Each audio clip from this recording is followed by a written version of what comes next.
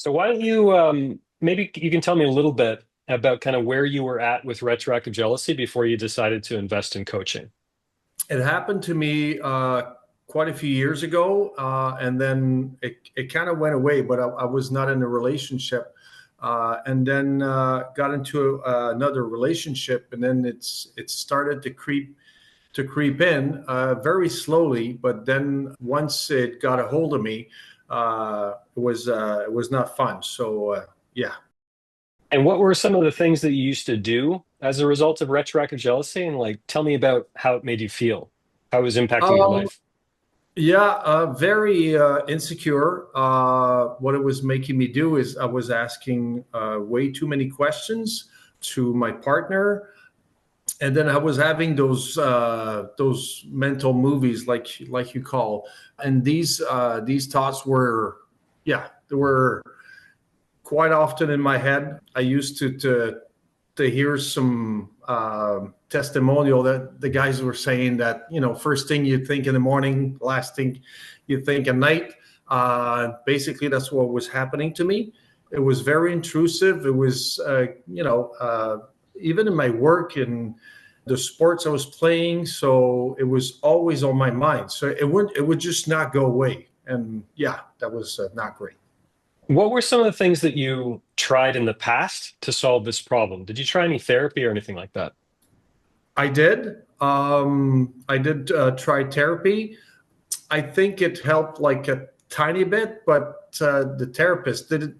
I don't think they knew what to do with this. So yeah. So basically, I went back home and uh, yeah, and I end up basically leaving that person because yeah, I couldn't get a hold of this.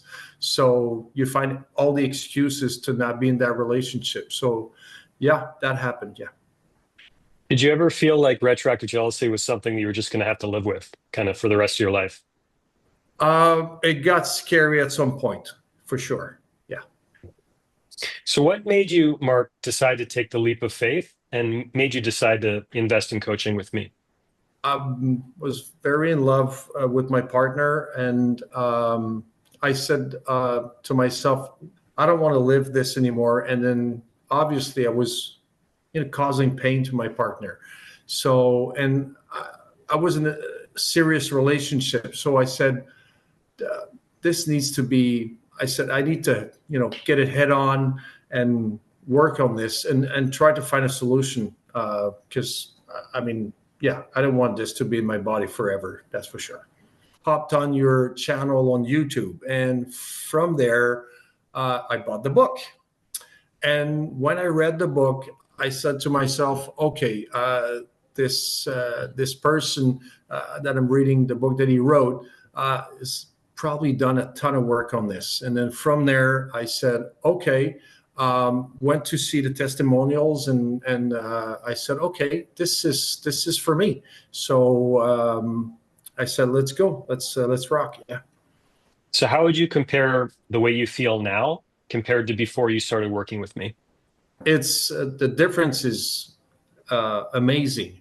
I went from having these thoughts all day long to having them maybe once or twice a week.